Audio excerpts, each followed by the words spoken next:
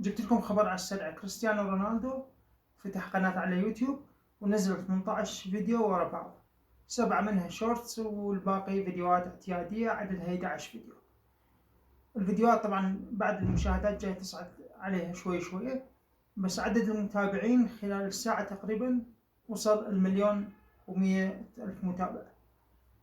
طبعا أنا قبل لا أسوي الفيديو يعني تقريبا قبل ربع ساعة كان العدد 500,000 متابع.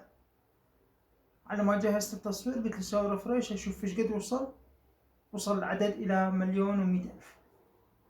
وحاليا هسه لما نكمل المونتاج اكيد راح يكون العدد زايد، واذا استمر التصاعد بهذا الشكل فاتوقع انا خلال فترة قصيرة 50 مليون درع، 50 مليون اللي هو الدرع المخصص والدرع الفضي والذهبي والماسي راح يحصل عليهم خلال وقت قصير، يمكن خلال شهر او خلال فترة اقل من شهر.